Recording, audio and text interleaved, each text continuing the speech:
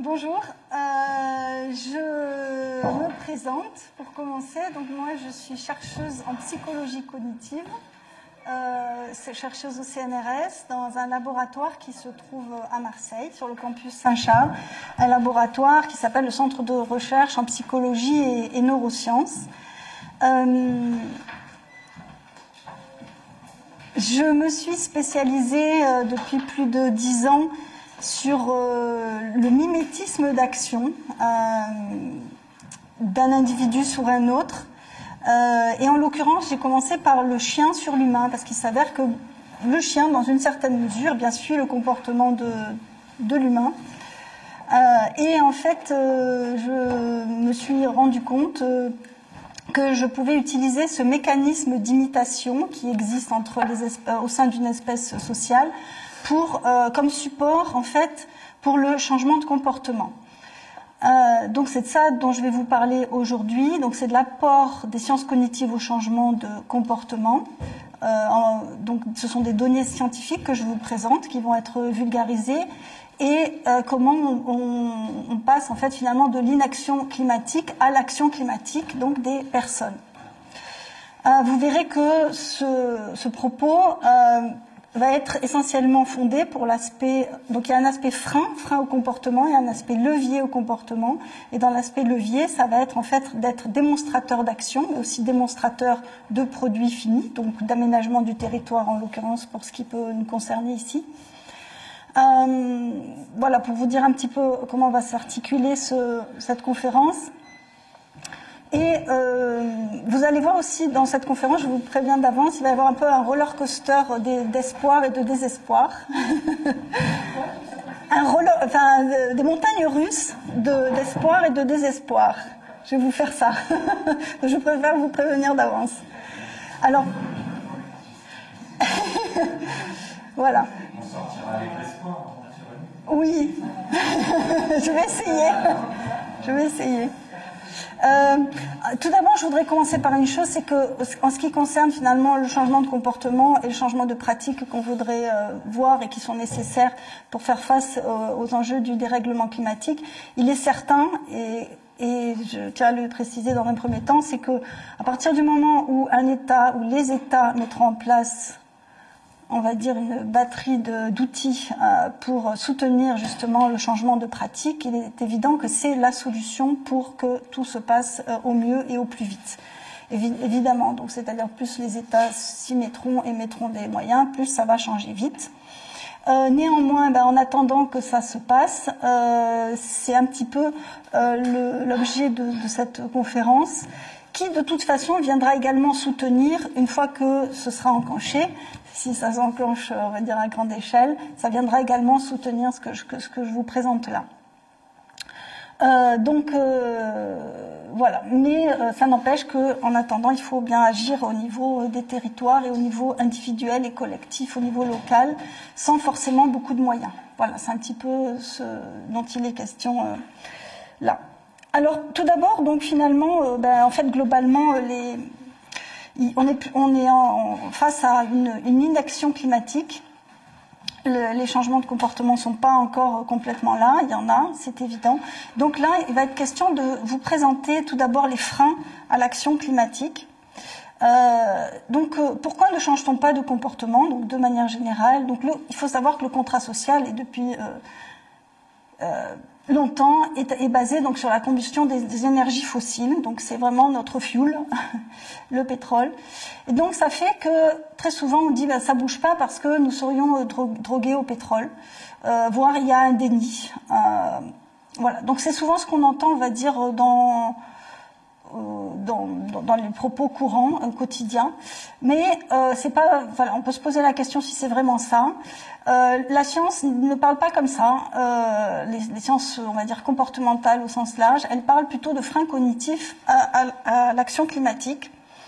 Alors il s'avère que, on va dire à minima, le cerveau humain a des heuristiques de fonctionnement, des manières de fonctionner, et en particulier une manière très rapide qui fait des schématisations du traitement des informations, qui nous permet finalement de vite agir.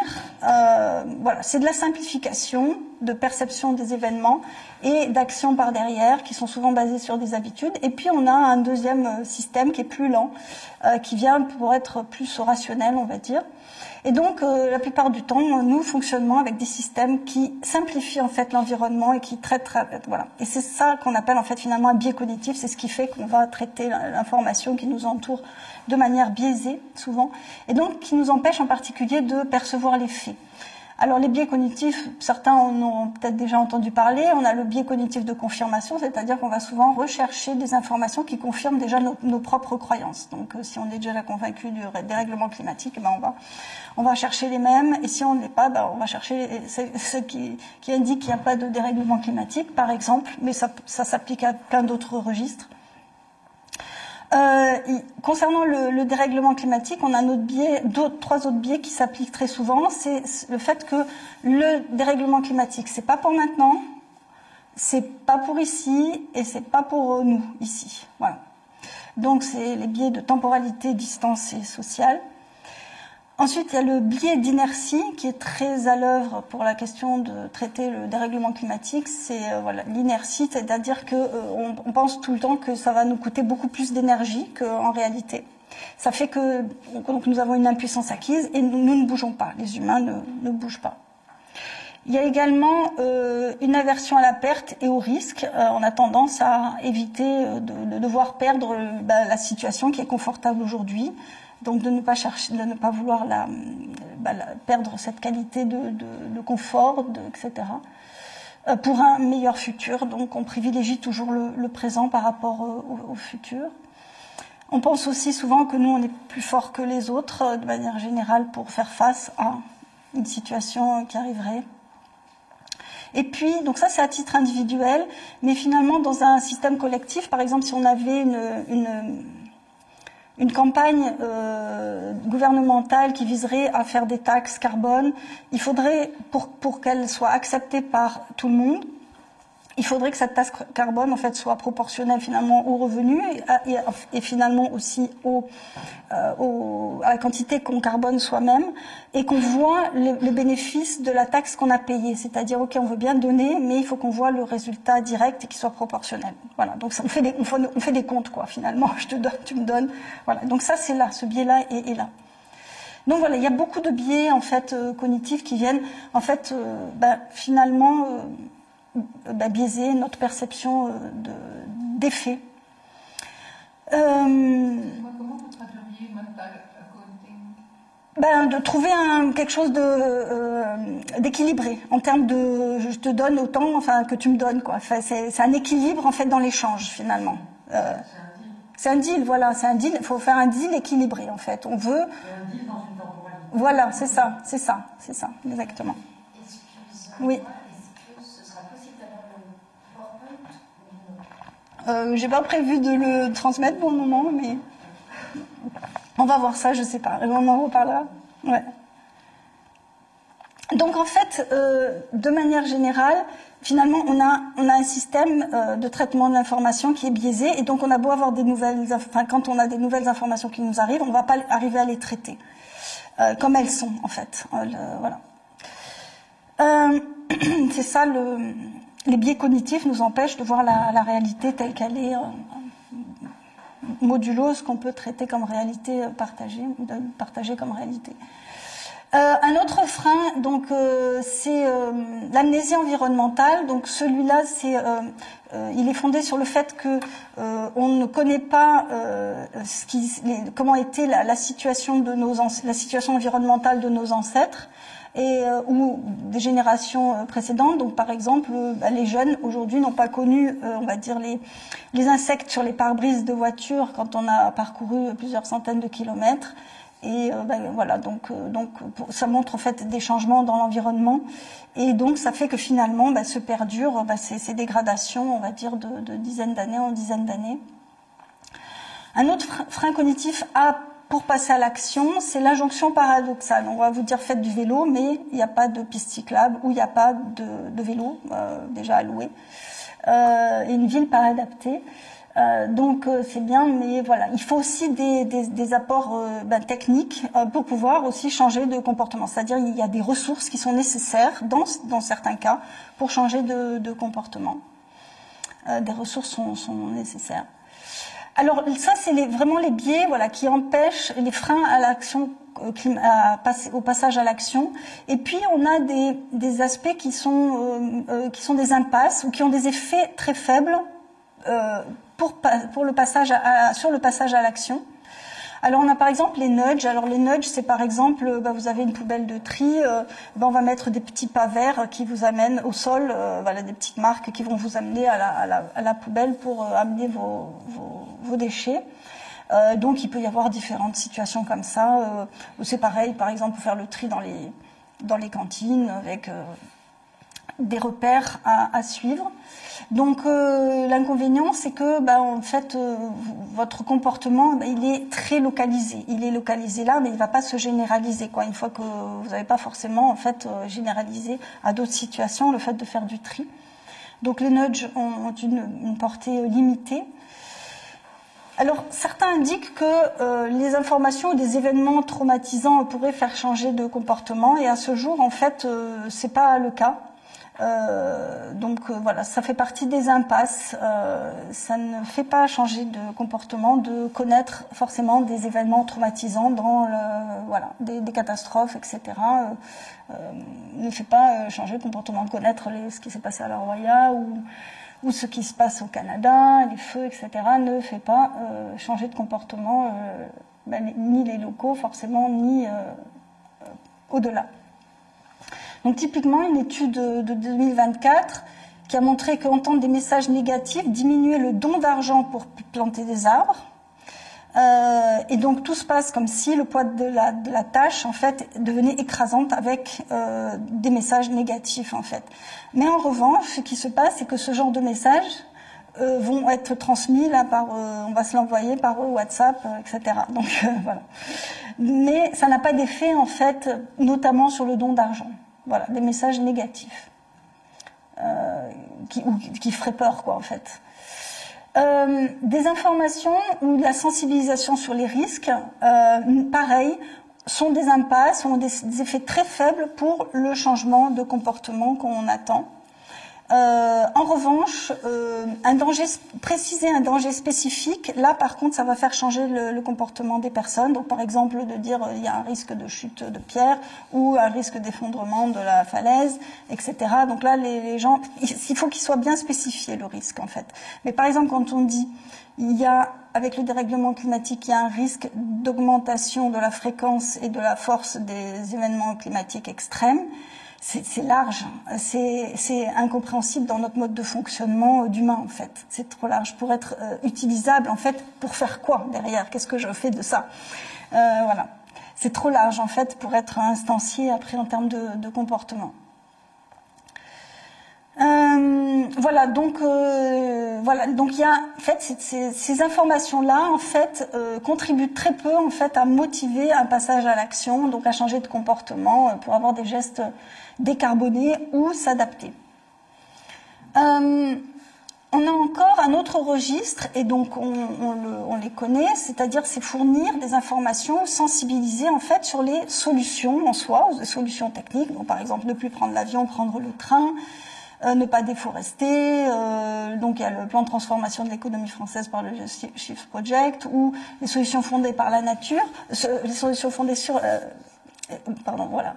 Et du coup, donc oui, c'est important de les donner, mais tout seul, ça ne fait pas en fait changer de comportement, de dire que ça existe. C'est-à-dire donner les informations de l'existence de ces solutions pour décarboner ou pour s'adapter à elles seules, c'est-à-dire même simplement les présenter, on va dire, même dans les médias, etc. Oui, c'est important, ça sensibilise, ça fait que, par exemple, on va avoir effectivement une population française qui dit que, 70% est prête à changer de comportement, mais c'est pas pour autant que derrière, les personnes vont passer à l'action. On a encore un autre levier, mais c'est un effet faible. Ce sont les nouveaux récits, ou en anglais les narratives ou storytelling, donc ils peuvent prendre la forme en fait de films, de podcasts, voilà, qui sont basés finalement sur du langage ou du visuel. Alors c'est vrai que le langage se transforme en imagerie mentale et l'image aussi, et tout ça en fait est un activateur finalement des représentations, mais aussi potentiellement d'action via l'imagerie motrice. Et le langage en passant par la vision, parce que le langage stimule l'image mentale et donc ça peut faire de la simulation sensorimotrice au niveau du cerveau pour se trouver dans des jolis paysages ou dans d'autres circonstances ou pour avoir même des actions de décarbonation ou d'adaptation. Dans la pratique, en fait, ce sont des effets faibles en fait pour le changement précis, exact de comportement. Il y a encore un autre axe qui a un effet faible, c'est de donner des informations positives sur les avantages de changer de comportement. Alors là, par exemple, on a dans le cas du sport, on va vous dire, si vous faites du sport, vous allez baisser votre tension artérielle, vous allez perdre du poids, vous allez vous sentir mieux, etc. Ces informations-là ne sont pas, ont un effet faible en fait sur le changement de comportement, par exemple sur la santé. Ça n'a pas été étudié pour le changement de comportement, pour le dérèglement climatique en revanche, mais en tout cas pour la santé, ça ne fait pas changer le comportement de dire vous allez vous sentir mieux, vous allez baisser, etc., votre tension. Donc voilà, tout ça, ça contribue très peu à faire changer de comportement. En revanche, ça a un effet sur la motivation, les représentations et les intentions. Et c'est comme ça qu'en fait, on se retrouve effectivement avec, et on le voit par exemple depuis 2022, quand même dans les médias français, on a par exemple la météo-climat qui est là maintenant, et on a augmenté finalement les intentions des gens à changer de comportement. Donc ça a bien un effet sur la motivation, les représentations et les intentions, c'est-à-dire ce que les gens rapportent verbalement, c'est-à-dire qu'ils sont vraiment sensibilisés et ils vont dire oui, moi je suis prêt à changer, quoi. Ils le disent, voilà. Mais en fait, tout ce que je vous ai rapporté là, ça agit à peine sur la mise en mouvement et sur le changement de comportement en soi. Donc il y a ce que je dis et il y a ce que je fais. C'est différent. Donc sensibiliser, ça a un effet positif sur ce que je vais dire, ce que je vais me représenter. Mais ça ne va pas avoir d'effet sur la mise en action exactement. Et c'est ce qu'on appelle le gap intention-action, c'est-à-dire que les intentions ne se transforment pas nécessairement en action.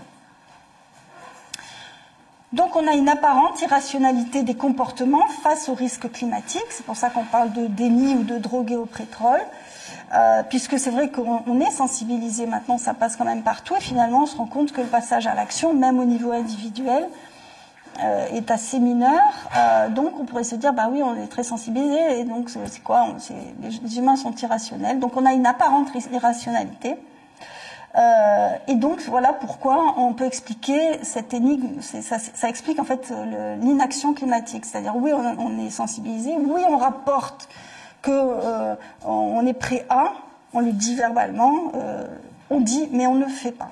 Voilà. C'est pour ça qu'on dit que nous serions irrationnels, parce qu'il n'y a pas de lien entre ce qu'on dit et ce qu'on fait, et c'est quand même quelque chose qu'on rapporte souvent pour d'autres aspects aussi. Donc du coup, est-ce qu'on peut vraiment parler d'énigme, de l'inaction climatique ? Pas vraiment, puisque en fait, ces leviers, en fait, ce sont des leviers sur la motivation, sur les représentations et sur les intentions, et ce ne sont pas des informations sur comment faire. Donc vous avez eu des informations de sensibilisation qui agissent sur les représentations, mais qui ne donnent pas des informations sur comment faire. Donc on a le dire et le faire. Et il faut bien le dissocier, et c'est pas assez connu. Voilà. Donc voilà, ça explique pourquoi la population française a changé de représentation et ne fait pas tant que ça. Deuxième raison pour laquelle ça ne bouge pas, c'est que les habitudes comportementales sont très robustes. Elles sont ancrées socialement dans des groupes sociaux et dans l'espace également. Donc ça c'est vraiment bien connu. Donc quelque part, nous sommes des hamsters dans notre roue de hamster et nous avons des habitudes et nous sommes... Voilà ce qui se passe actuellement. Et c'est difficile donc de changer d'habitude. Donc il y a beaucoup de personnes qui ont travaillé sur ces aspects-là, les habitudes et le fait qu'on est déterminé. Voilà. Donc ça explique finalement pourquoi c'est difficile de changer de comportement. C'est coûteux en termes d'énergie. Donc il faut remplacer des comportements par d'autres, il faut apprendre. Il faut intégrer un nouveau groupe social. Il faut sortir d'un groupe social, faire un deuil éventuellement, savoir naviguer entre deux groupes sociaux. Et c'est compliqué, c'est lourd, c'est coûteux, c'est difficile. Excusez-moi, est-ce que vous pourriez revenir sur la notion d'ancrer socialement et spatialement ? On peut avoir des habitudes, par exemple, d'aller tout le temps chez Carrefour. Que le moment où on se dit il faut aller dans un autre type de magasin pour pas avoir des emballages, etc. Voilà. Donc passer de Carrefour. Voilà, c'est ça que je voulais dire. On a des habitudes comportementales, voilà, pour aller chercher notre nourriture. Et donc ce n'est pas que pour la nourriture, c'est bien pour même la mobilité. Finalement, c'est très dur de changer aussi de mobilité.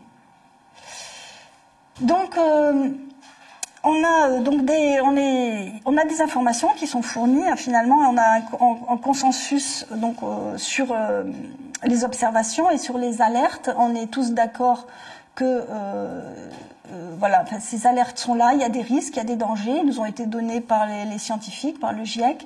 Il y a un consensus sur les solutions. On ne va pas les rapporter. Vous les connaissez autant que moi ici.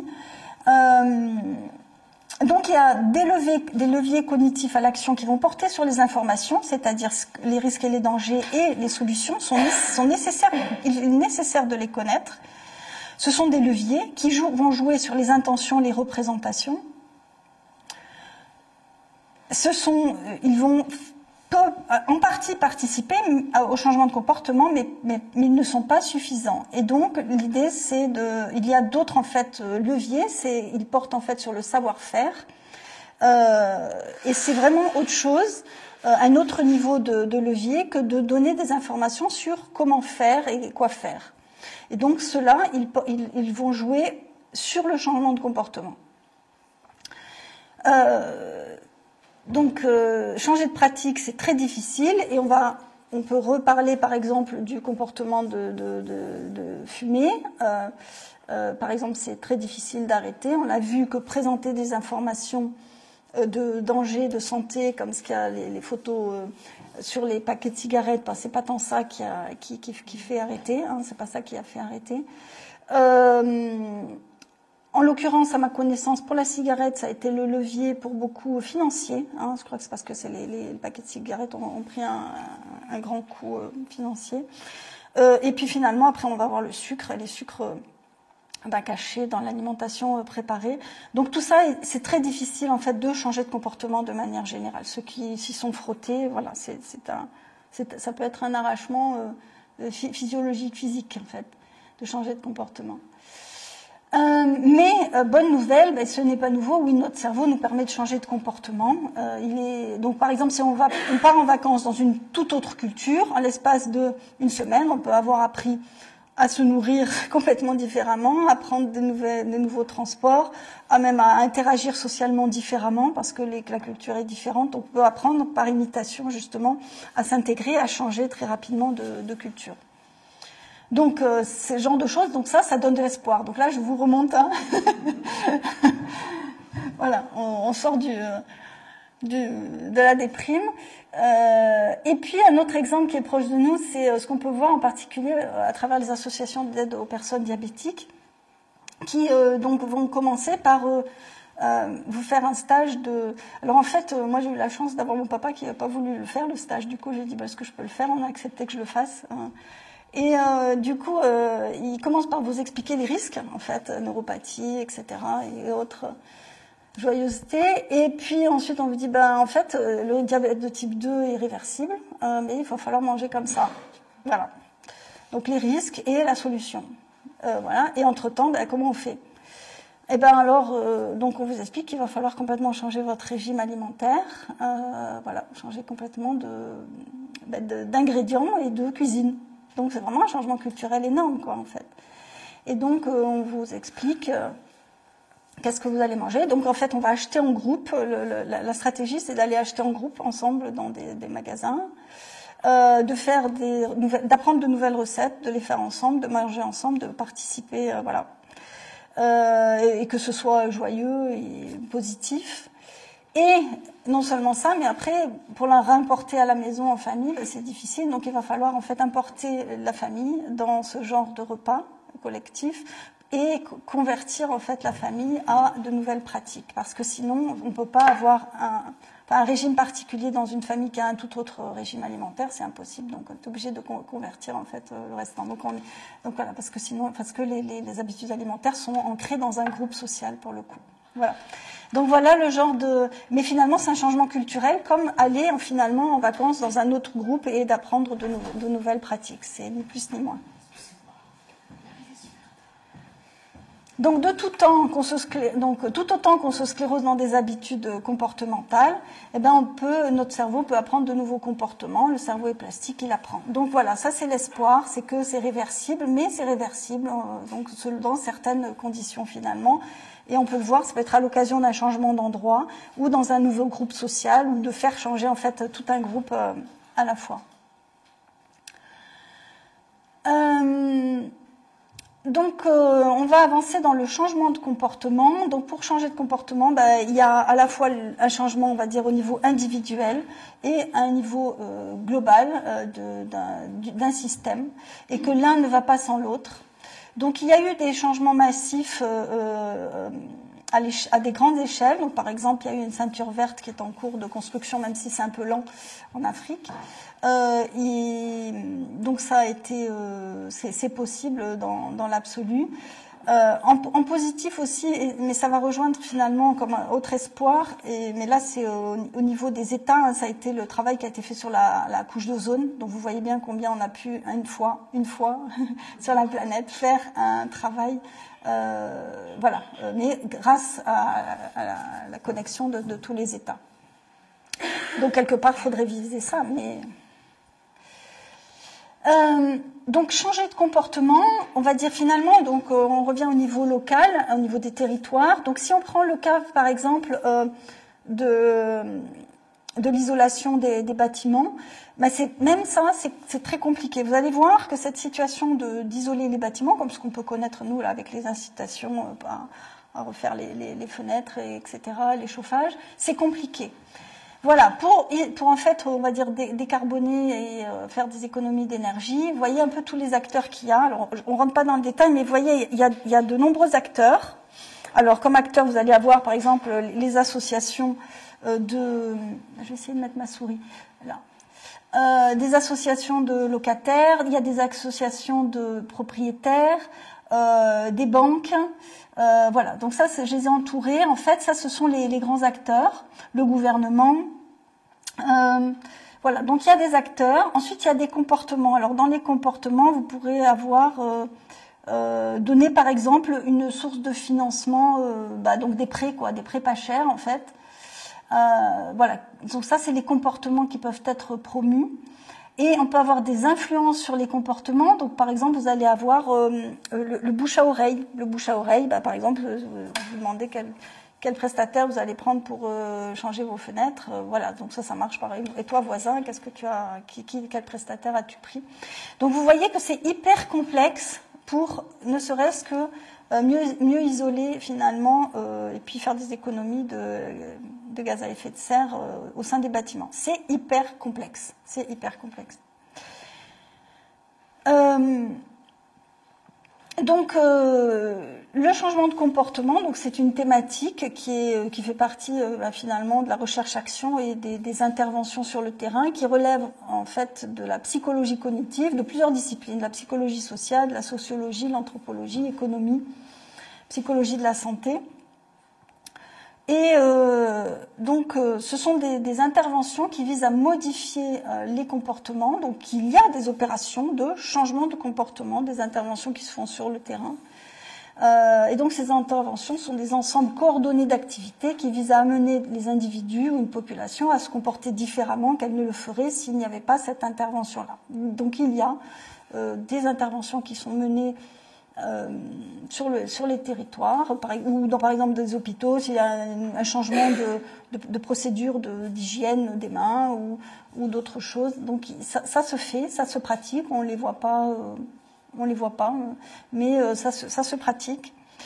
Et donc comment ce genre d'intervention se fait-elle? Donc on a des techniques de changement de comportement. Donc en fait, ce sont des recettes ou des scénarios concrets à mettre en place sur le terrain, qui vont en fait s'attaquer ou cibler en fait des mécanismes d'action cognitifs, donc des processus cognitifs, et qui vont modifier finalement le comportement, donc un changement de comportement. Et en général, donc ces interventions comportementales, elles mettent en place, elles mobilisent plusieurs techniques. C'est pas une seule technique, c'est plusieurs. Et là, on va parler en fait des mécanismes d'action et des techniques en rapport. Alors, pardon, on voit pas bien, mais je vais vous le dire. Donc, par exemple, vous allez pouvoir jouer sur les habiletés. Donc, c'est quelque chose. En fait, finalement, c'est apprendre un nouveau comportement. Donc, vous allez pouvoir faire, par exemple, une technique qui va porter sur l'apprentissage d'un nouveau comportement à proprement parler, un apprendre. Oula, j'avais pas vu, pardon, je sais pas comment j'ai fait ça. Alors, on va le relancer. Ah ben, c'est bon. Donc, vous pouvez mettre en place comme intervention une session d'apprentissage en soi. Vous pouvez jouer, par exemple, également sur le rôle et l'identité d'un démonstrateur. Voilà, c'est important parce que des fois, vous avez un effet du démonstrateur qui peut être différent. Donc, ça, c'est un autre levier de jouer sur la différence des démonstrateurs. Ensuite, vous avez donc le bouche à oreille. En fait, ça va influencer le bouche à oreille, la nature de votre référent social. Un proche, finalement, a plus d'effet sur votre changement de comportement qu'une personne inconnue. Vous pouvez avoir comme technique d'intervention pour modifier un comportement du renforcement.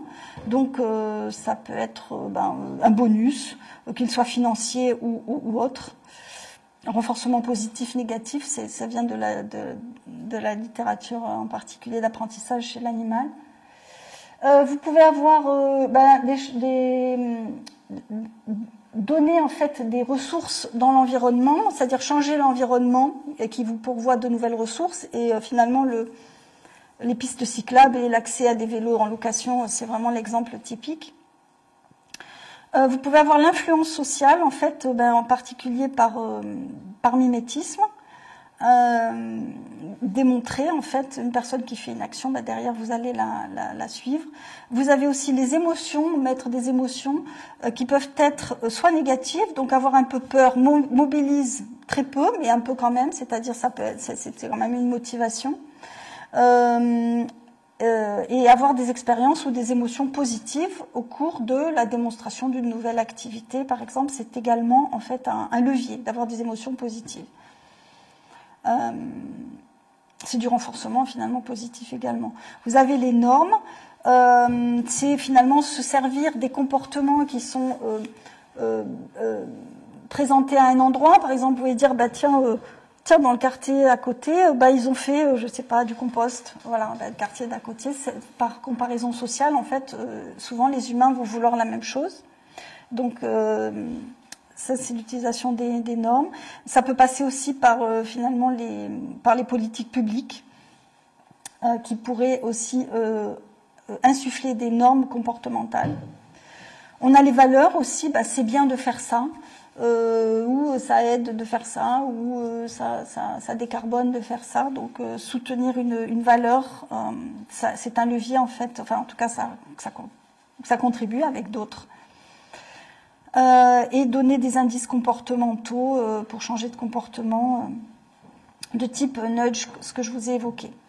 Donc voilà, ça contribue un peu, tout ça. Ce sont des mécanismes d'action qui sont ciblés par différents types de scénarios, en fait. On fait des scénarios différents et on peut les combiner pour faire changer de comportement. Donc, de manière générale, les humains, nous sommes ancrés dans des habitudes et nous avons une résistance au changement. Le levier majeur, c'est les actions gouvernementales, c'est évident. Le jour où ça va, voilà, où ce sera mis en jeu, ça va avancer. Donc, ça peut être donc de manière punitive avec plus d'impôts ou incitative avec des bonus. Mais donc, comme je le disais tout à l'heure, il peut y avoir des modulations avec les biais cognitifs, donc comme le mental accounting, c'est-à-dire que du coup, il faut avoir quelque chose qui soit juste, comme dans ce genre dans les politiques publiques, pour qu'elles soient acceptées. Par ailleurs, ces politiques publiques, elles sont efficaces si elles sont largement déployées et non si elles sont saupoudrées.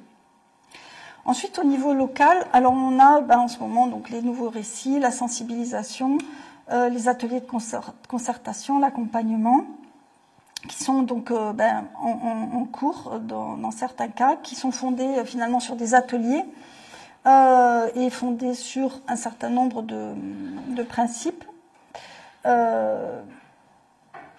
Voilà, donc ça, ce sont des moyens aussi pour faire changer les comportements. Et finalement, un autre levier, donc, c'est d'avoir des informations sur quoi faire, et donc de démontrer du faire, enfin des actions et du faire, et notamment en groupe, mais aussi le résultat de ces actions. Donc ça, c'est basé sur la cognition sociale, qui elle-même est basée sur la contagion sociale ou contagion motrice, fondée sur les neurones miroirs. Et je vais vous clarifier ça maintenant. Donc là, on est sur des aspects de cognition sociale, qui est un autre levier pour faciliter le changement de comportement. Donc en gros, pour schématiser, ça revient à faciliter le moutonnement. Voilà. Que nous fassions, en fait, qu'on se mette à faire. Alors, donc ici, on va aborder la question du mimétisme d'action et des neurones miroirs. Donc en fait, un petit singe qui tient une pomme, en fait, il active des neurones moteurs et s'il n'a pas sa pomme et qu'il voit un autre singe tenir une pomme, alors il va activer dans son cerveau les mêmes neurones moteurs. Ce qui fait que, en fait, le singe de droite qui tient une pomme, en fait, il influence de manière visuomotrice le singe qui l'observe. Et ça, c'est quelque chose qu'en fait, que nous, on vit tous. C'est-à-dire que, là, par exemple, je fais ce geste-là, à la fois, enfin, vous avez votre système moteur, il a une représentation de vous assise, voilà. Mais à la fois, vous avez une représentation de vous-même de vous, en fait, en train de faire ce geste-là. C'est-à-dire, j'active chez vous les mêmes neurones moteurs que moi-même j'active, enfin, dans la même zone et de la même manière. J'espère qu'on n'a pas trop embêté de singes. Alors, un certain nombre, malheureusement. Voilà. Donc ça fait que ça explique en fait pourquoi nous sommes pourquoi les espèces sociales en fait s'imitent les uns les autres de base. En fait, de base, nous nous imitons, nous avons un mécanisme qui fait, et c'est adaptatif de s'imiter en fait. De base, nous sommes tout le temps en une influence réciproque, voilà. Donc effectivement, ça a été mis en évidence par l'électrophysiologie.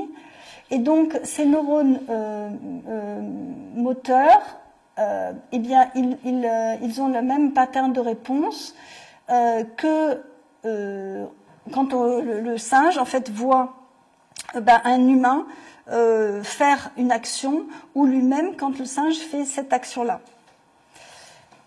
Et ça a été également effectué, en fait, chez l'humain, donc il y a très longtemps également, avec d'autres types de matériel. Voilà, donc la base, c'est ça, c'est des neurosciences comportementales. Et donc ça explique que, de base, au sein d'une espèce sociale, en fait, on s'imite, on a un processus d'influence, à minima on a des processus d'influence réciproque, voire voilà. Et donc ce qui se passe, c'est que par exemple, là vous avez donc un homme qui se met en marche, donc là la femme, en fait, elle rentre en fait en résonance motrice, les mêmes zones du cerveau rentrent en résonance motrice, et il y a une contagion motrice, et c'est ce qui fait que finalement ça déclenche le mouvement chez la femme. Donc quand ce mouvement est déclenché de suite, et vous avez forcément vu ce genre de situation, on va parler de synchronisation comportementale. Quand c'est quelques secondes plus tard, on va parler de mimicry. Et quand c'est plus tard, voire ailleurs, on va parler d'imitation. Voilà, donc ça, c'est des choses qu'on a tous vues. Par exemple, on est en interaction les uns avec les autres, ou deux personnes. Par exemple, il y en a une, elle croise les doigts, enfin, elle se recule comme ça, elle va faire pareil, en fait. Ou il y en a une qui commence à faire ça, l'autre fait pareil. Très souvent, on a ça dans des situations d'échange avec des proches ou des choses comme ça, par exemple. Voilà. Et heureusement, donc, on s'imite pas en permanence. Il s'avère qu'il y a un processus qui va venir inhiber, en fait, derrière cette influence. Mais voilà un exemple typique, une maman donc qui tourne la tête et qui regarde vers nous, et bébé suit. Pareil ici, vous avez le chien et le propriétaire qui se regardent, et bien la propriétaire qui regarde de l'autre côté, le chien également, donc ça marche aussi en interspécifique du chien sur l'humain. Donc là, vous avez des situations d'imitation, vous les connaissez toutes. Et voilà, donc pour illustrer finalement ce mécanisme social qui est très puissant, qui est automatique, qui est bas niveau, et qui est véhiculé par les neurones miroirs.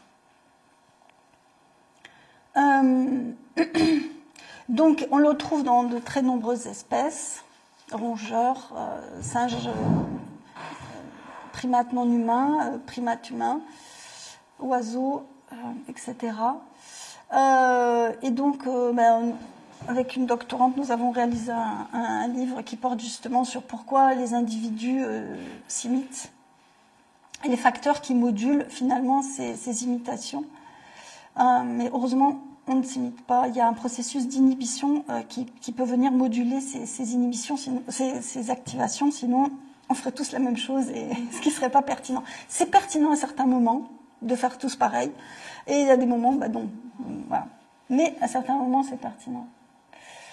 Donc l'idée finalement, c'est de se servir de ce mécanisme automatique pour finalement favoriser le mimétisme d'action, de décarbonation, pour atténuer les émissions de gaz à effet de serre et les actions résilientes ou d'adaptation suite à une démonstration d'action. Voilà, donc finalement, et ça revient tout simplement à faire des démonstrations d'action et favoriser que derrière, elles soient effectuées. Voilà. Donc l'idée, c'est basé sur être le changement qu'on veut voir, que ce soit par l'action ou par le résultat de l'action. Donc une personne exemplaire, le modèle, ou faire modèle, faire exemple, en fait, on en parle souvent ici, ou démontrer un comportement avec l'hypothèse que les individus feront l'action in situ derrière, et que ceux qui l'ont fait auront plus de chances d'opérer ce comportement ultérieurement. Pour supporter donc un changement de comportement, et ce sont des choses que l'on voit, par exemple, si par exemple dans la rue il y a une pétition qui est signée, vous allez voir des gens derrière qui vont venir signer la pétition, par exemple. Consommer quelque chose, ça incite d'autres à consommer, ou même se servir un verre d'eau, on a l'autre qui se sert un verre d'eau. Ou donner des pourboires, et ça a été montré que quand on commence à voir donner des pourboires, ça incite en fait des gens dans le restaurant à donner des pourboires également.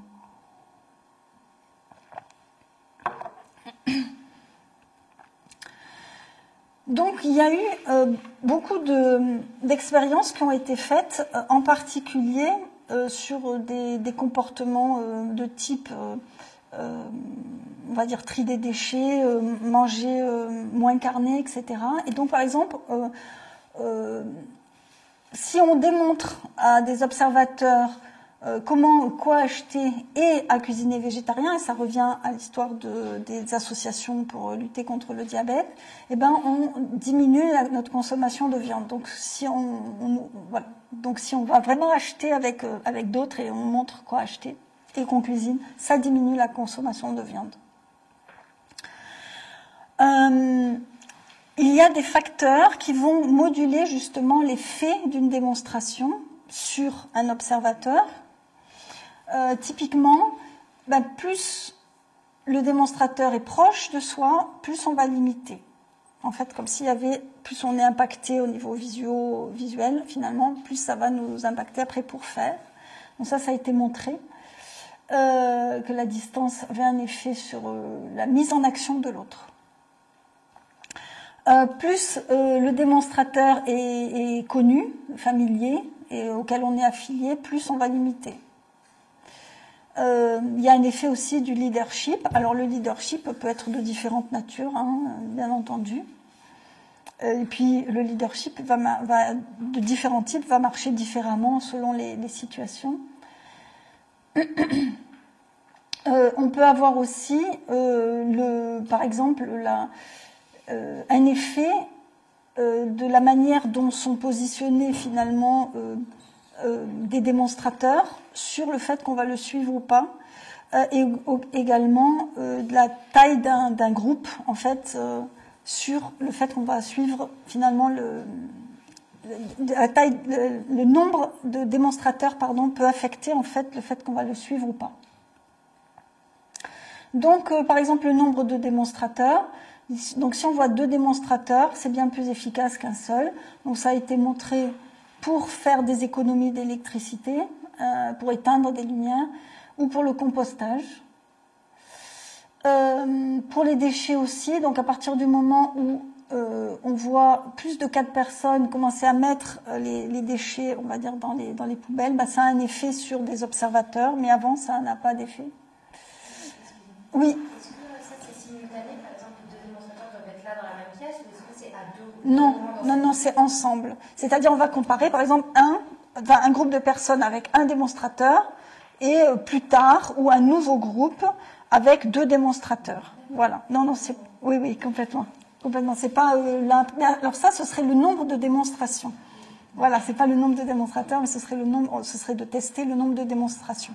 Effectivement, c'est une vraie question, quoi. Ça peut être important dans certains cas.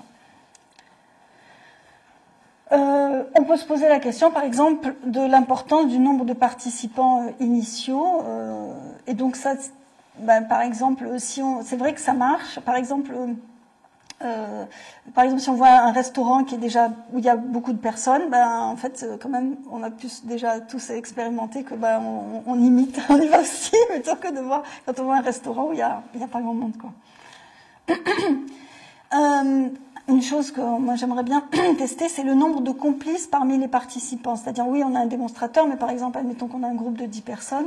Est-ce que, si on a par exemple 2 complices, et on compare avec un seul complice, voilà. Est-ce que ça ne va pas faciliter et inciter à plus aux personnes de faire, en fait? Le nombre d'observateurs, l'audience aussi peut avoir un effet de pression sociale. Donc, voilà, ça c'est le genre d'ingrédients dont on peut se poser la question de leur pertinence pour faciliter la mise en mouvement in situ, sachant que le fait d'avoir fait facilite le fait derrière de faire.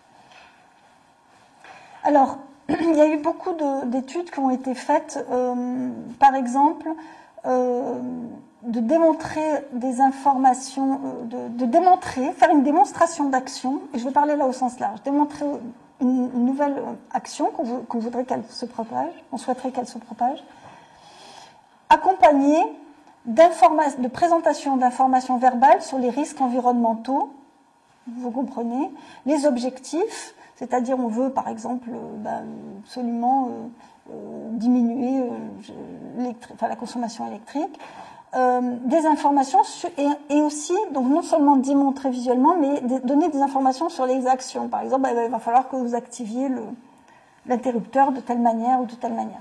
Donc là, par exemple, ce sont des études américaines qui ont été faites avec des démonstrateurs qui étaient des référents de quartier, voilà, aux États-Unis. Et donc, ils l'ont fait pour le recyclage de déchets. Et donc, par exemple, ici, il y a eu une augmentation, avec ces conditions, donc avec ce genre de scénario, une démonstration, des informations verbales sur les risques, sur les objectifs, sur les actions, on a une augmentation des comportements, quasiment immédiatement, très vite, de 28 à 30%. Si maintenant on démontre une action, avec des informations verbales sur les actions. C'est-à-dire on précise encore l'action par des textes. Et que c'est fait par des expérimentateurs. Donc ça a été le cas par exemple pour le recyclage de déchets, des déchets sauvages. Ben là par exemple on a une augmentation des comportements de 70% et on voit qu'un an plus tard ils ont baissé. Voilà, s'il n'y a pas de maintien, ben ça baisse, on passe de 70% à 45%. Donc, autre, on va dire, scénario, on démontre une nouvelle action avec des informations verbales écrites et iconiques, donc des dessins sur les risques environnementaux, des informations verbales sur les objectifs à atteindre, des informations verbales sur les actions, donc faites par des expérimentateurs scientifiques, sur les économies d'eau, ou sur le compostage, je mets à chaque fois les références, ben là on a une augmentation des comportements vertueux de 33 à 61%. Donc vous voyez, ça ce sont des scénarios qui augmentent très vite en fait, donc des scénarios avec de multiples ingrédients qui augmentent la fréquence des comportements voulus. Un autre type d'étude, c'est l'effet des pairs qui présentent des comportements vertueux pro-environnementaux. Et on interroge, par exemple, dans une communauté, les gens qui font...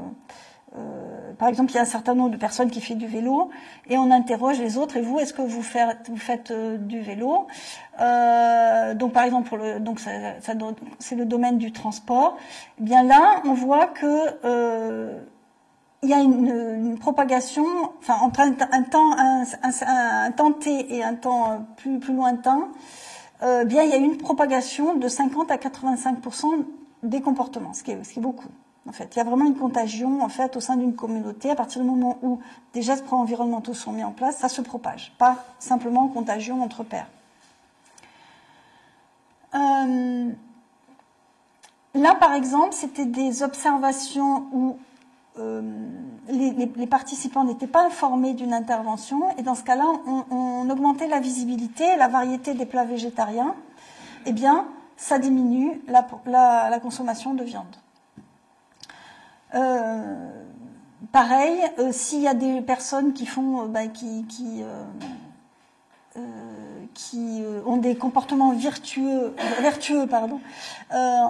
et qui ne font pas de déchets sauvages, c'est pareil, ça s'améliore. Voilà, donc on fait des observations in situ dans des environnements complètement naturels et où c'est pas expérimental. On fait une observation genre avant-après.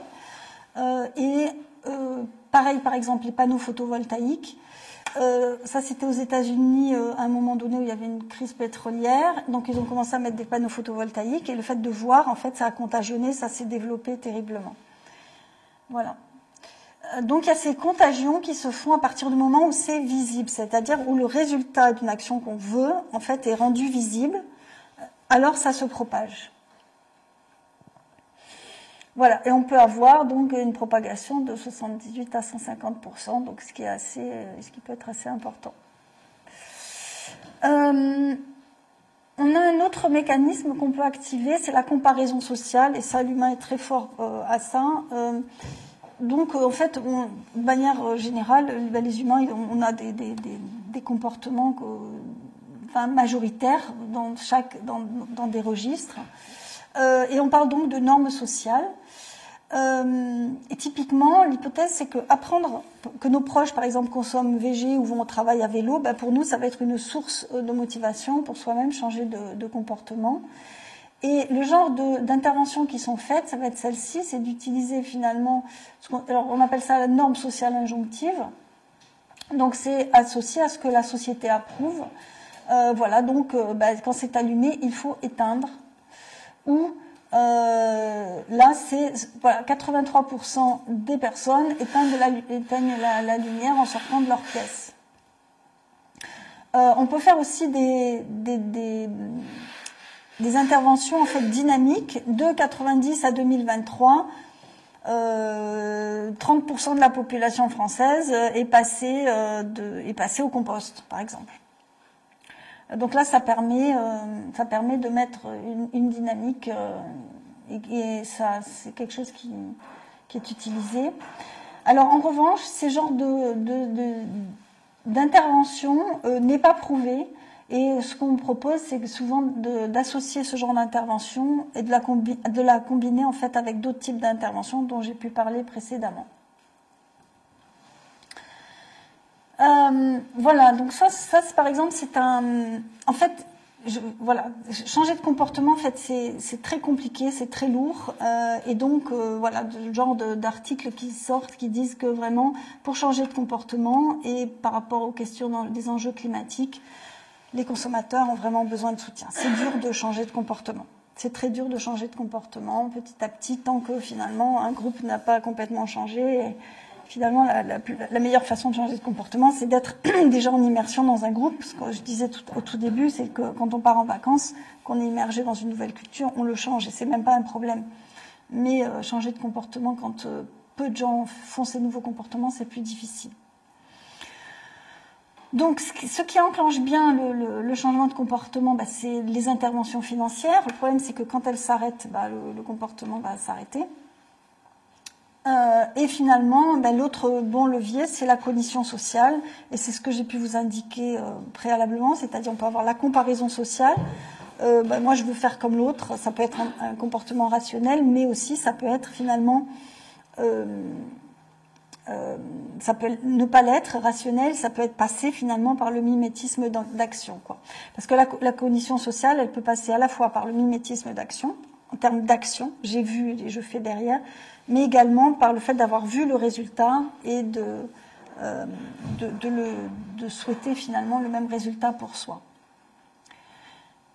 Donc, si on fait une synthèse, en fait, des leviers, des facteurs qui modulent l'efficacité d'une démonstration d'action, on a un peu les informations donc sur les risques et les dangers. On a un peu donc sur les informations sur les objectifs et les solutions, en particulier coût, bénéfice, efficacité. Et ça, on en a parlé hier.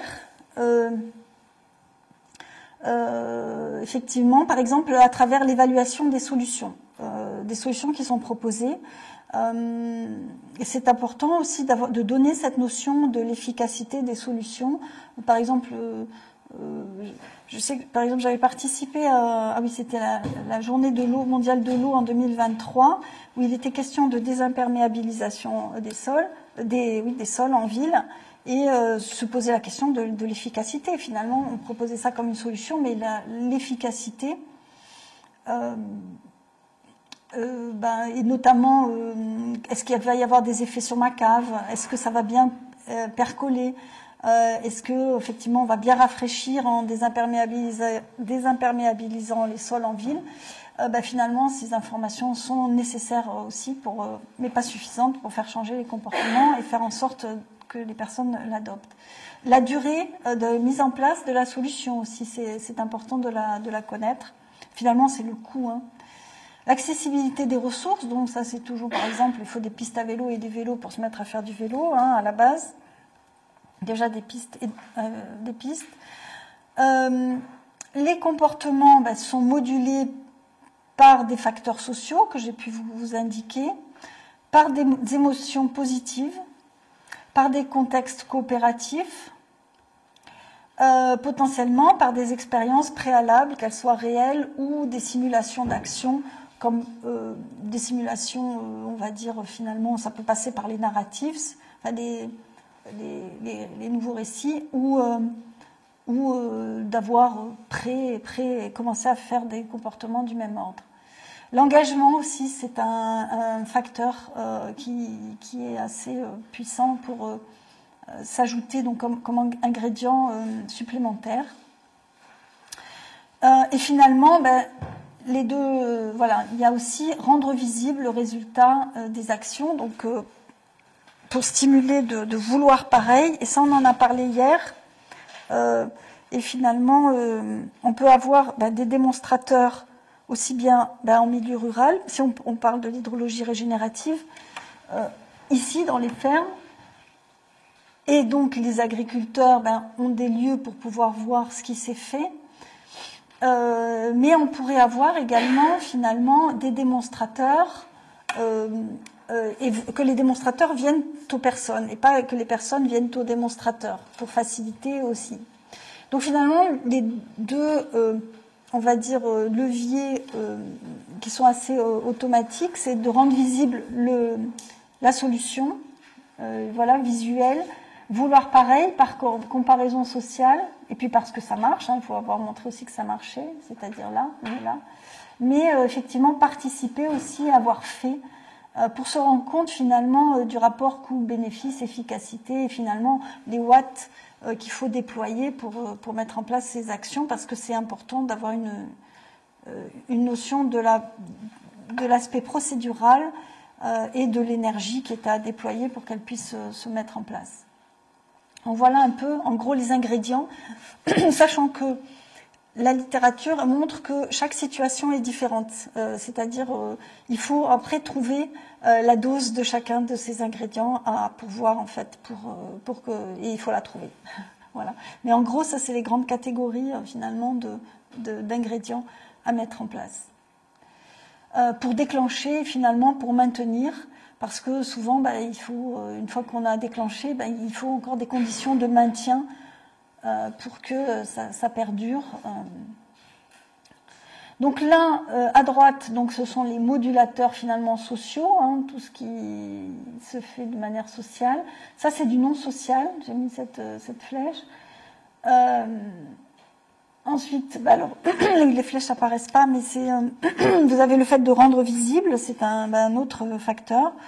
Le fait de s'engager, c'est encore un autre facteur, et l'expérience préalable, voilà, c'est d'une autre qualité. Donc vous avez en fait en gros 5 catégories d'ingrédients à mobiliser sur à la fois la démonstration d'action et le résultat visible, par exemple un aménagement d'hydrologie régénérative. Donc tout ça pour arriver à un effet tache d'huile. L'idée c'est ça, c'est ce genre de pratique pour faire tache d'huile, voire boule de neige. Sachant que il y a cette transmission en fait culturelle des pratiques, donc on le sait. Une transmission culturelle de l'information, c'est quand en fait des individus apprennent d'autres personnes plus expérimentées au suivre des comportements particuliers comme la norme locale. Donc, ce sont des choses que l'on voit, la transmission culturelle, dans des espèces en fait sociales à longue vie. Voilà, ça c'est, on va dire, un côté un peu plus éthologique de la transmission culturelle des informations et des savoir-faire. Alors, ce sont des choses qu'on voit dans les sociétés animales, en particulier pour des nouveaux comportements alimentaires. Donc ici, ce sont des baleines qui ont, par exemple, sur une baleine, il y a eu un nouveau comportement alimentaire qui est apparu chez un individu en 1980. Il a été relevé par un observateur. Et ce comportement, a contagionné en fait les autres individus. Donc, ça peut être, cette propagation, elle a pu être observée au cours de 3 décennies. Et chez des singes, par exemple, quand vous avez dans ce cas-là des singes vervés jeunes ou des immigrants qui arrivent dans un nouveau groupe, ils observent les individus les plus expérimentés, ils apprennent et finalement, ils font pareil. Donc c'est une manière d'observer et apprendre en observant, apprentissage social. Donc il y a transmission culturelle des comportements, on le voit déjà chez les animaux, c'est connu, on l'a vu aussi par exemple chez des dauphins.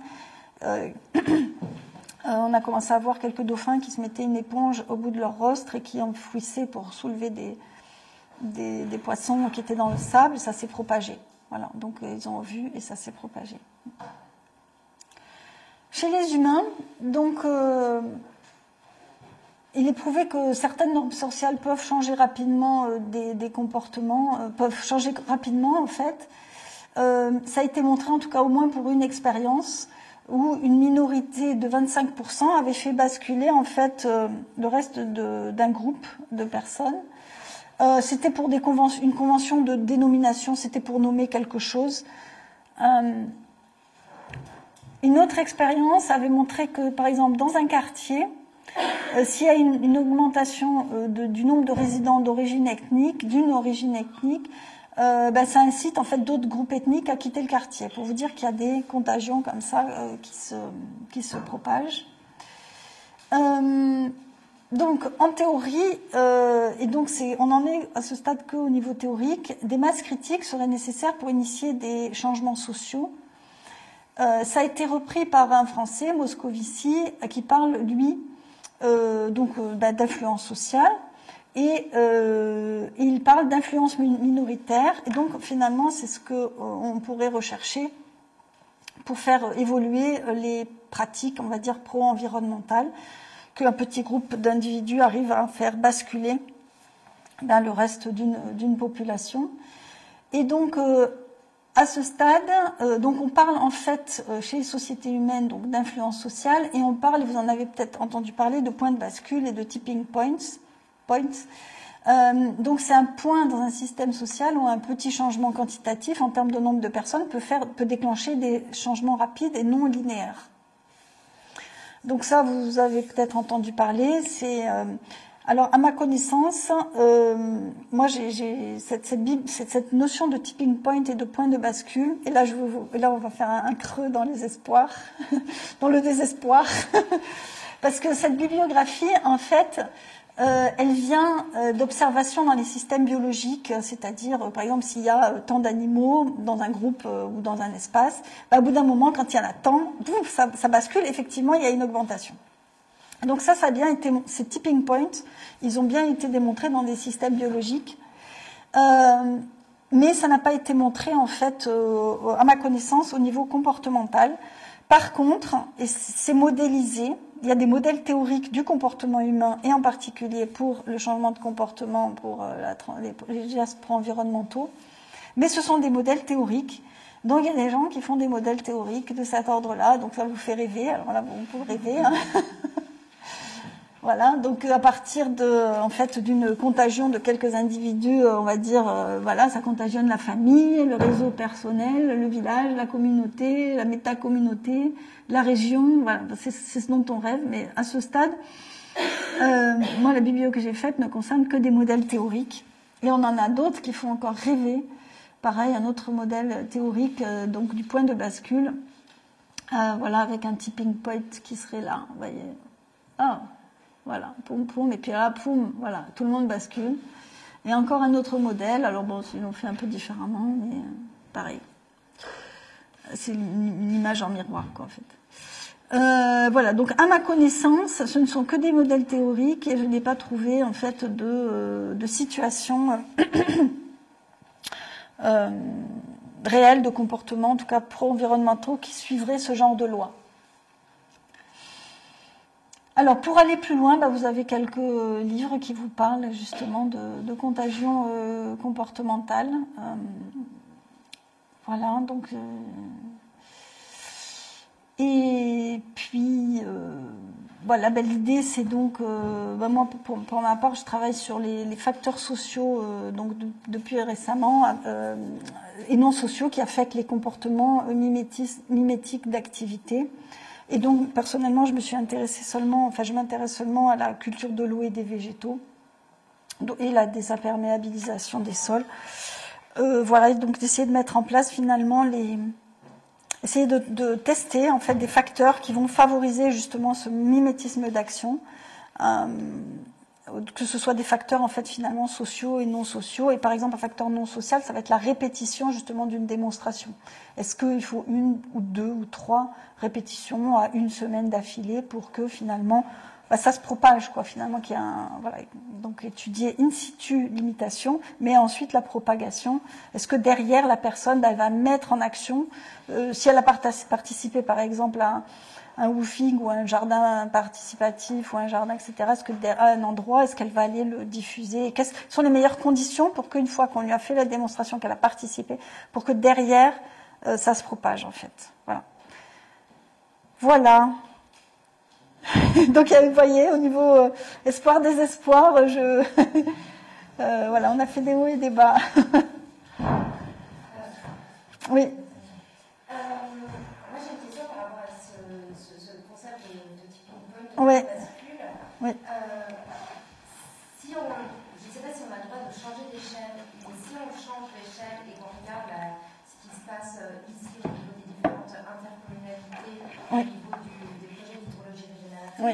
hier, quand on avait la présentation des différents projets, on voyait que toutes les agglos à côté de Valence s'y étaient mis. Et du coup, il y avait eu ce truc de mimétisme. Et du coup, si on change d'échelle, il va y avoir un point de bascule où en fait tout le monde le fait. Et enfin, moi, j'ai trouvé ça justement hyper impressionnant. Ça a une légèreté, ça n'a pas fait changer la population, mais vous voyez les cercles concentriques par rapport à oui, c'est ça. Et je me dis, est-ce que ici, c'est pas un exemple de ce truc qui est en train d'arriver? C'est en cours. Alors, à ma connaissance, les différents projets ne sont pas tous au même niveau. Par exemple, le bassin du Bost, donc ça va être à l'échelle du bassin versant et tous les acteurs ne sont pas encore complètement mobilisés. Après, par exemple, le cas de Colomieux, qui est la plus petite surface, il y a eu un gros travail. Alors déjà, c'est tout petit, il n'y a pas beaucoup de monde, c'est une petite surface. Et donc, ils connaissent déjà tout le monde, plus ou moins. Il y a juste un ou deux endroits où personnes qui sont encore à convertir, enfin à convaincre, en fait. Et il y en a un troisième. Ils ont déjà, effectivement, ils ont dit qu'il y avait 70 personnes qui étaient venues à une première réunion, qu'ils avaient réussi à mobiliser pour déposer le projet à l'agence de l'eau, 25, je crois. Voilà, et après, donc déjà tout le monde est dans le projet embarqué. Voilà. Donc en fait, il y a déjà, moi je me rappelle plus du modèle des 5, mais les 5 sont pas au même endroit, d'accord. Donc ils sont pas tous donc il y a pas encore on peut pas dire qu'il y a cette contagion. Déjà si ça se fait, la contagion elle va intervenir déjà quand on est sûr qu'on va y arriver, que ce sera finalisé et qu'ils auront réussi à leur projet qui est défini. Et si ça contagionne effectivement les voisins. Et c'est la mesure justement de la contagion sur les voisins qui va être effectivement on va dire importante, quoi, de voir si ça a contagionné effectivement, quoi. Voilà. Et il faut savoir que là, il y a un gros financement. Il y a un gros financement qui est là, qui vient aider. C'est pour ça que hier je soulignais et je me disais, une fois qu'on a amorcé avec des financements, il va se passer quoi et comment on fait pour maintenir un rythme. Ouais, je peux donner un contre-exemple. En fait, ouais. Je pense pas du tout. Enfin, j'ai des gros doutes, c'est une question que je vais t'adresser sur la question du changement d'échelle entre ce qu'on peut faire en psychologie sociale à l'échelle des individus ou des groupes et beaucoup, si je comprends bien, dans des contextes expérimentaux où on peut contrôler les variables et ce qui se passe en réalité. Pour donner un exemple, dans la vallée de la Drôme, pionnière de l'agriculture biologique, ça fait 50 ans que ça commence et en fait la vallée n'est pas du tout convertie. Et donc ici il y a un concept qu'on dit qui je ne sais pas du tout s'il existe scientifiquement qui s'appelle le plafond de verre. On n'arrivera jamais à dépasser les 30 et quelques pourcents. Est-ce que c'est vrai, c'est pas vrai, je ne sais pas, mais pour dire que les dynamiques sont très longues et qu'à l'échelle territoriale il faut aussi se méfier de donner l'instance dans laquelle on est là où on a aussi le discours de très convaincus qui vont voilà. Donc, juste, voilà. Et donc en fait ma question en tout cas elle était justement sur en fait, j'étais finalement assez étonnée des chiffres des expérimentations, mais je vais qui sont en situation contrôlée et qui arrivent avec une technique donnée à des propagation à une modification de comportement de l'ordre de 80%, etc. Dans la réalité, c'est pas ce qu'on voit du tout. Attends, alors je vais. Du coup, ma question, j'imagine bien, et tu l'as bien dit, que la littérature dit aussi qu'à chaque cas est différent. Type d'activité, voilà, il y a des interventions. Coup, voilà. Ma question, c'était qu'est-ce qu'on trouve dans la littérature sur finalement l'inverse, c'est-à-dire les freins et les inhibiteurs, qui expliquent que quand on est je pense par exemple à toute la sensibilisation autour de l'eau, à des gestes d'économie, en fait, on a beau multiplier tous ces trucs-là, en fait, globalement, ça ne marche pas très bien. C'est long et ça ne marche pas très bien. Et donc, je me demande l'inverse, c'est-à-dire qu'est-ce que dit la littérature sur ce qui pourrait inhiber tous ces instruments, toutes ces techniques qui, a priori, en théorie, ont un effet. Et pourquoi, au final, même leur combinaison ne fonctionne pas. Que dit la littérature sur les inhibiteurs, sur les effets contre-productifs, sur les mécanismes qui vont freiner voilà. Je pourrais juste...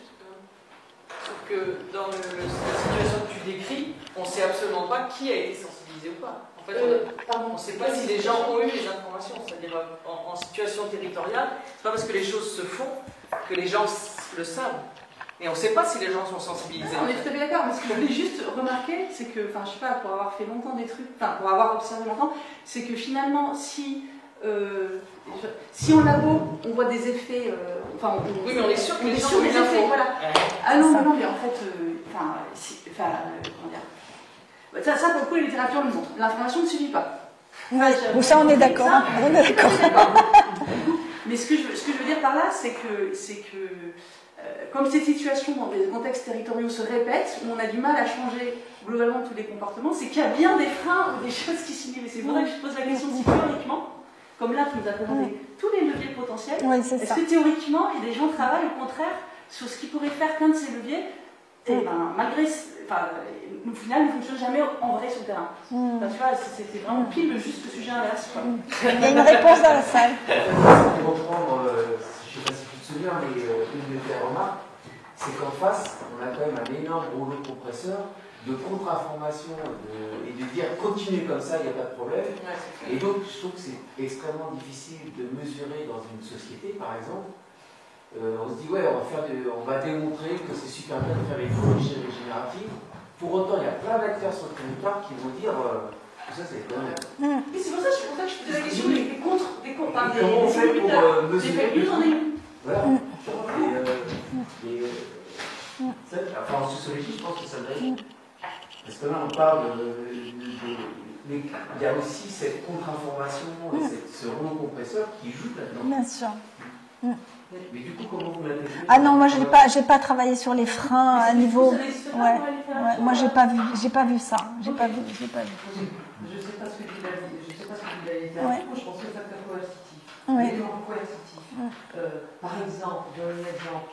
Des familles qui se déplacent de leur domicile dans un Airbnb, dans une commune qui est en stress hydrique majeur. Ça a beau être affiché partout, ça a beau être dit et redit, y compris par des porte-voix. La seule technique qui a marché, semble-t-il, c'est que les fonctionnaires de la commune se déplacent et mettent des pastilles, des limitateurs sur les. Ah oui. Sur la distribution d'eau, dans la consommation a été massive, majeure, mais risquait d'assoiffer finalement la population. Bon, alors ça, il faut... Moi, je pense qu'il y a aussi un enjeu de classe sociale, en fait. Enfin, vous parliez de... On imite nos pères, et en fait, si ces sujets-là sont emparés que par les classes sociales les plus aisées, ce qui est le cas actuellement, en fait, il n'y a aucun moyen que les classes sociales les plus basses s'emparent du sujet, parce qu'en fait, il y a des fossés qui sont réels et qui sont là. Enfin, en fait, il y a un gros sujet de classe. Il y a un gros sujet de classe, effectivement. Ce qui a été montré, c'est que c'est les plus aisés qui carbonent le plus, et c'est vrai qu'ils ne sont pas ciblés, c'est très difficile de les cibler. Et c'est aussi difficile, du coup, de demander des efforts aux plus défavorisés.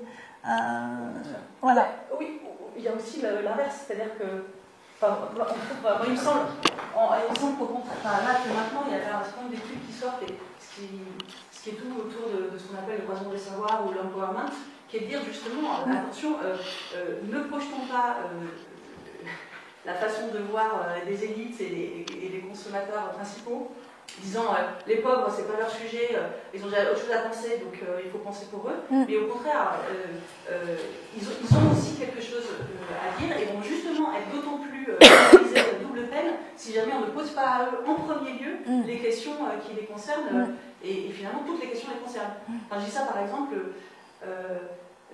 sur la concertation autour de la relance du nucléaire, et bien en fait on a tout un travail avec ATD Carmonde justement en disant en fait ils vont être concernés et c'est pas parce que au quotidien ils galèrent, et c'est vrai qu'au quotidien ils galèrent, qu'ils n'ont pas on peut se dispenser de prendre le temps de les aider à se former un avis sur la question.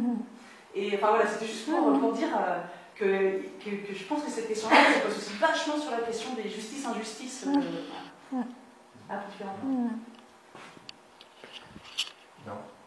Dans le scénario idéal que je vois dans les processus de changement, il faut qu'il y ait quand même un certain alignement de planète. Et un petit bémol dans ce qui a été présenté, c'est vous avez coché la prise de conscience changement climatique, elle est là. Déjà, je relativiserai. C'est pas vrai pour tout le monde. Non, c'est pas vrai Ensuite, pour tout le monde. consensus sur les solutions. Pareil, deuxième bémol. Oui, il y a les climato-sceptiques, les techno-solutionnistes. Voilà, oui. exactement. Donc, il y en a qui sont bien vraiment sûr. très tournés. Et on est quand même une société qui a été vachement biberonnée justement à la notion de progrès, aux Tout à fait. solutions techniques, à Tout à fait. l'ingénierie Tout à fait. lourde, etc.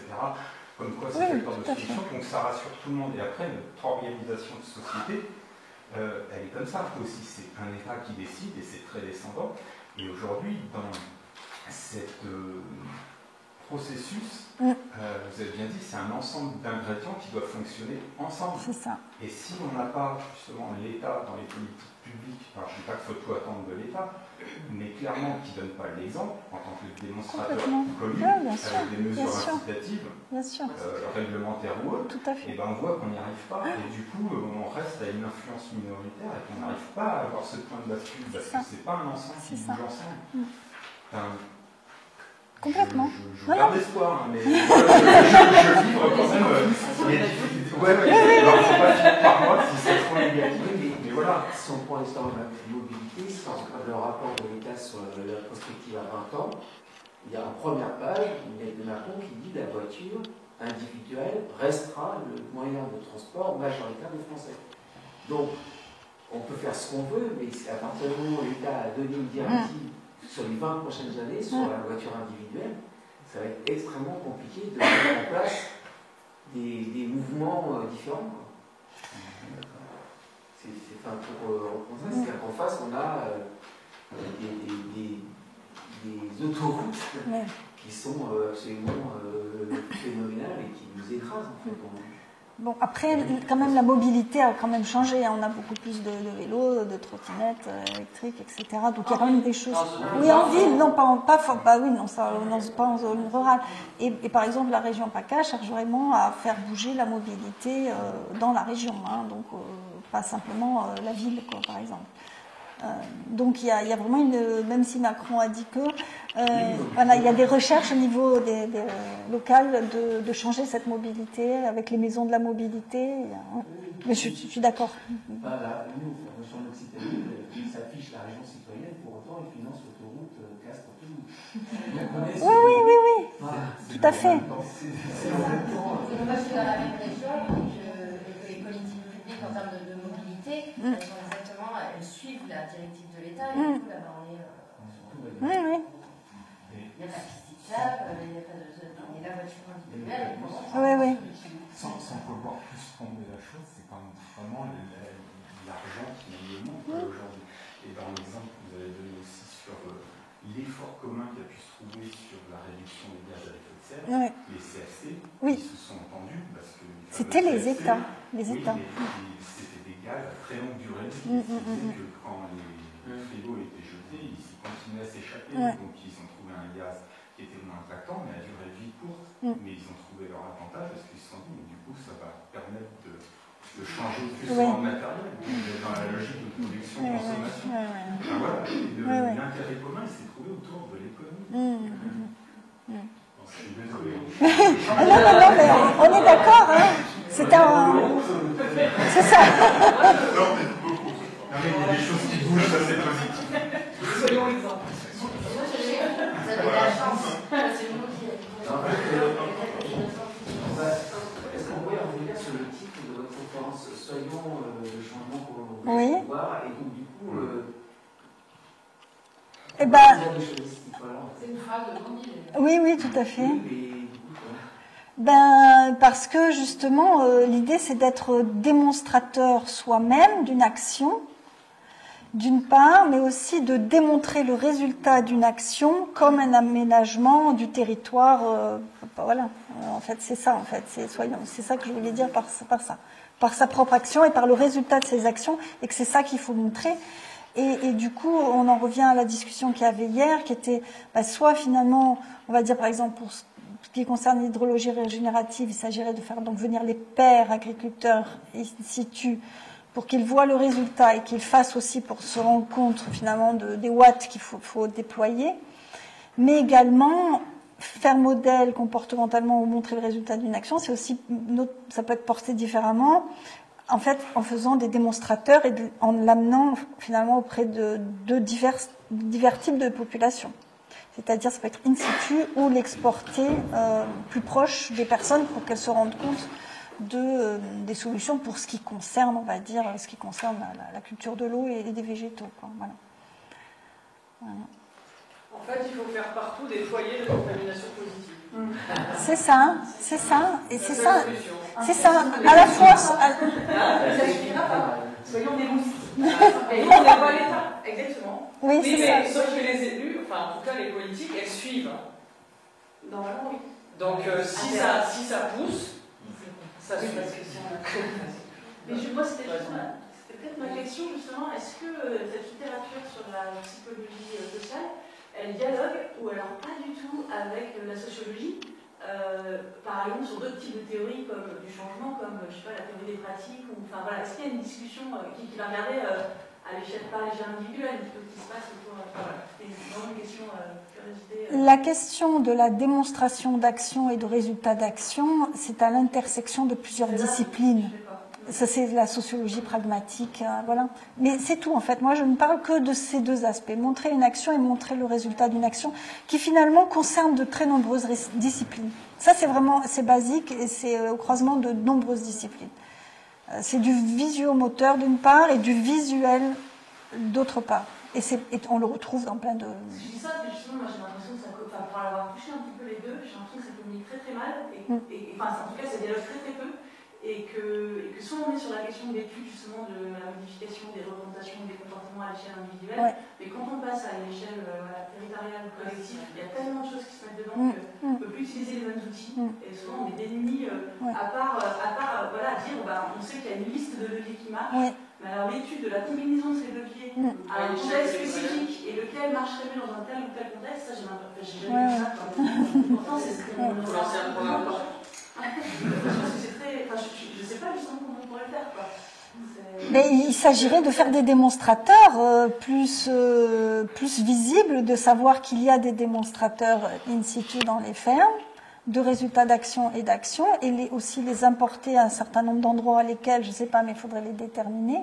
Mais par contre, ce ne sont pas des mécanismes, des leviers qui vont fonctionner en dialogue. C'est du mécanisme automatique qui est ciblé par ces approches-là.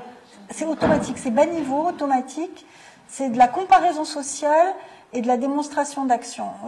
Donc on est sur des mécanismes, pas sur du dialogue territorial. On n'est pas du tout là. On est vraiment sur démonstration d'action, démonstration de résultats. Point. Mais moi j'ai l'impression, parce que bon, je vais pas raconter, mais en gros, j'ai le sentiment, non,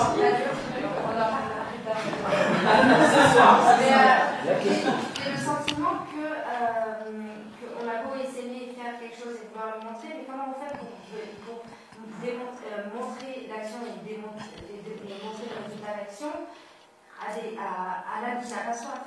Enfin, comment on fait venir les gens qui en fait sont ceux qui ont l'appétence, ceux qui sont curieux, ceux qui s'aiment, mais les autres, et souvent les autres, c'est eux qui ont généralement, en tout cas quand on parle agriculture, c'est les gens qui ont les plus grandes surfaces, donc le plus de leviers, donc le plus. Et ces personnes-là, c'est comment on fait pour aller toucher les personnes qui sont les plus loin de nous. On a beau j'organise des ateliers agroécologiques et tout ça, et bien sûr, c'est beaucoup de l'entre-soi. Viennent les gens qui adorent. C'est ça. L'entre-soi et l'argent, comme tu dis, ou comme les critiques que tu pouvais faire, et quand tu vois en fait les agriculteurs, c'est l'outil boulot que je peux entrevoir, c'est que ceux qui sont sur des grandes exploitations intensives, ils savent très bien tout ce qu'ils font, mais ils vont y rester parce que quand il y a la grêle, il y a la PAC qui vont leur donner beaucoup de sous, alors que les exploitants plus petits et qui vont travailler, ils ne vont pas avoir soutien. Et puis là, malheureusement, avec ce qu'on est en train de la crise politique qui s'ancre dans ce creux, c'est vrai que c'est très anxiogène et comment on va s'en sortir tous ensemble, quoi. Tu disais l'argent et voilà, et tu vois, je pense, du coup, tu dis argent et je pense à toi ce que tu dis au niveau des agriculteurs et des exploitants et là, en fait, ça touche la PAC. Alors, et ça touche son moyen de voter en fait. Mais il n'y a pas plus des aspects intéressants parce qu'elle évolue aujourd'hui. Des agriculteurs qui, par exemple, faire des couleurs végétaux, vont toucher plus de temps que ceux qui. Donc on voit que le législatif va avoir un. Et il y a une autre démonstration, c'est un truc que je connais assez bien pour avec les agriculteurs, c'est l'entrée économique. C'est-à-dire qu'aujourd'hui, un agriculteur qui va changer ses pratiques agricoles pour rentrer dans le monde de l'agroécologie, il va rendre sa ferme plus résiliente, il va rendre son bas de bilan beaucoup plus stable et dégager des marges beaucoup plus importantes, parce qu'il va sortir du système qui l'oblige à consommer beaucoup pour produire beaucoup. Donc on va le convaincre. Oui, voilà. Et là, on est dans une ferme qui fait comme ça. Voilà, et moi j'ai vu des. Mais l'emmener, tu vas pas le forcer. Non, mais c'est le travail du collectif, et typiquement, et y compris du politique. Enfin, je suis invité souvent par des collectivités territoriales qui vont rentrer en dialogue avec leurs agriculteurs pour les amener à modifier les pratiques, alors pour des raisons diverses, érosion des sols, pollution des champs capteurs et tout ça.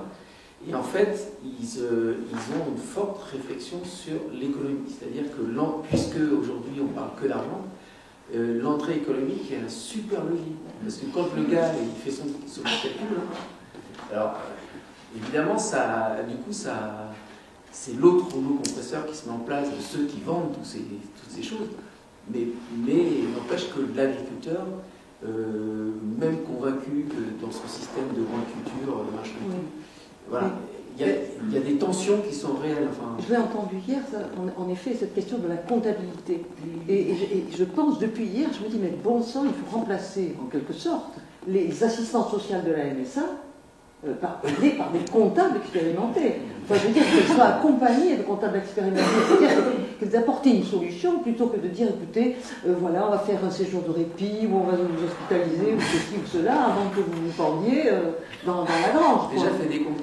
Oui, mais moi je pensais en effet ça. C'est-à-dire que si. Pour avoir l'agriculteur, c'est pas un comptable qu'il faut, c'est un expert stratégique en finance. D'accord, d'accord. Il fait que des comptes et c'est effectivement catastrophique. D'accord. Ils ont des bilans, des systèmes à 1 an. Un agriculteur, il peut avoir des rotations sur 5-6 ans. S'il passe en agroécologie. Et ça, le comptable, il est incapable de le comprendre. Non, c'est clair. Et je vous fais, tout à l'heure, il y a une table ronde avec il y a une intervenante qui dirige une coopérative qui s'appelle Imatera et qui réfléchit justement sur comment modifier les approches des modèles comptables pour les collectivités territoriales, les entreprises et tout ça, pour avoir une autre approche de l'économie.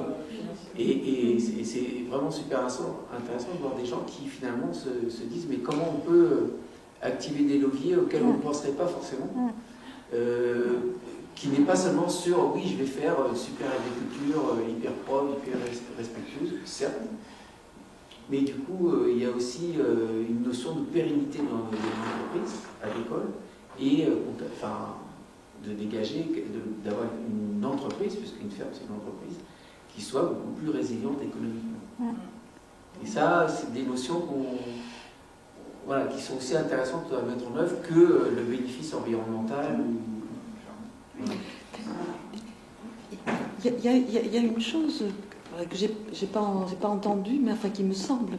Ce sont les boucles de neurotransmetteurs et la question des récepteurs, nicotiniques, etc., mais dopaminiques.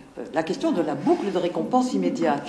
C'est-à-dire que la temporalité, on parle d'une temporalité qui est de l'ordre de 1 an, 2 ans, enfin, des temporalités qui sont tellement longues que la boucle de récompense, elle n'est pas là-dedans, quoi.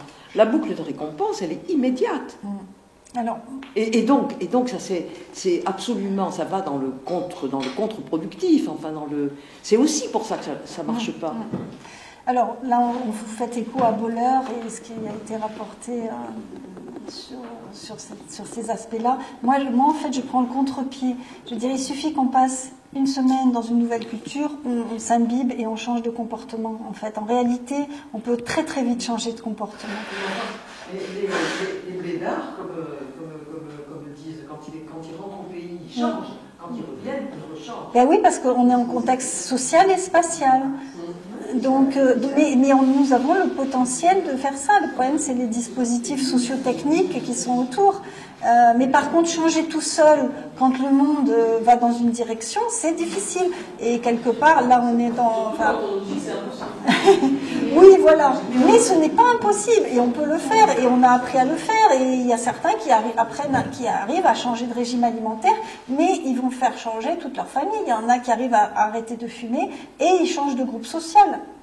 Donc, et quelque part, ici, voilà, les personnes qui mettent en place des gestes pro-environnementaux, ben, à la fois, ils sont encore dans un ancien groupe social, mais à la fois dans un nouveau, on gère les deux. Identifier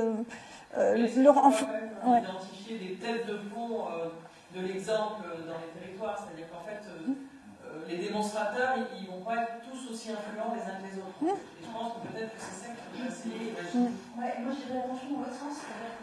On l'a vu ce matin avec la ferme des alvéoles. Ceux qui sont qui parfois deviennent des têtes de pont, ils parlent très bien, c'est très bien fait, c'est très joli, c'est très. Et ben en fait, ça crée à l'inverse le truc. Ah oui, mais enfin c'est eux. C'est pas. Et donc en fait, c'est pas possible chez moi. Donc moi, je trouve que il faut. De ce que moi j'ai observé dans l'agriculture, en tout cas, ce qui marche quand même presque le mieux, c'est quand même la question de l'échange entre les pairs.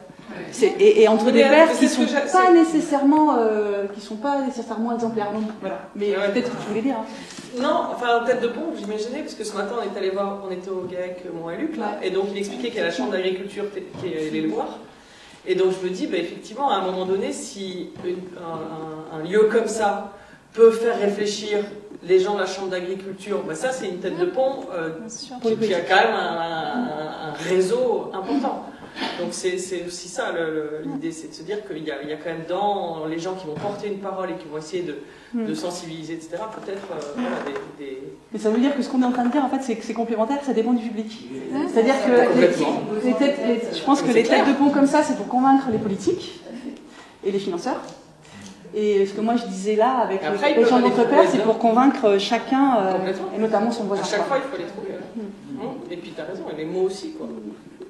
Bon, en gros, il faut tous qu'on s'y mette, quoi. C'est clair. Mais en plus, non, mais ce qui est un peu flippant, c'est la réactivité. On voit sur les on parle beaucoup de conversion à l'agriculture biologique. En fait, il faut étudier aussi les déconversions, il y en a beaucoup. Et pareil, on l'a vu là récemment avec la consommation alimentaire sur le bio, quoi. On pense que c'est des pentes sur lesquelles on allait toujours aller progressant, et en fait, pas du tout, quoi. Encore les comportements vertueux, comme la Covid, qui revient un petit peu. C'est une dans un sens, c'est très dans l'autre. C'est bien contaminé, mais décontaminé. Donc ça, ouais, c'est clair. Ouais. Pour garder la vie. Et c'est pour ça que je posais un peu la question aussi. Mais c'est vrai que sur la sur la durée des facteurs, c'est-à-dire par exemple, on sait que l'incitatif économique, ça dure pas. Oui, c'est ça. Ça s'arrête. Complètement. Et est-ce que c'est le cas d'autres, par exemple, est-ce que sur l'imitation c'est pareil? Est-ce que c'est dans un sens et dans l'autre? Ou est-ce qu'une fois qu'on a imité une bonne pratique, on va garder la bonne pratique? Ou si on voit quelqu'un faire une mauvaise pratique, on imite tout de suite aussi la mauvaise pratique? En quelle mesure est-ce que c'est... Il y a eu quelques études qui ont été faites, d'une part, on va dire, à la fin d'intervention, et un an plus tard, il y a souvent une baisse, en fait. Oui, s'il n'y a pas de système pour maintenir un comportement, de toute façon, un comportement, il se maintient quand il y a suffisamment, entre guillemets, de personnes qui le pratiquent. Donc, voilà. Tant qu'il n'y a pas suffisamment... Voilà, les comportements naturels reviennent au galop. Voilà. Il y a le potentiel, mais il faut beaucoup d'ingrédients pour maintenir finalement le comportement vertueux souhaité. Ce qui est bien au niveau quand on parle d'hydrologie régénérative, c'est qu'une fois qu'on a eu les sous pour modifier toute sa ferme et que tout est fait sur les premiers niveaux, parce que tout cela, c'est fait.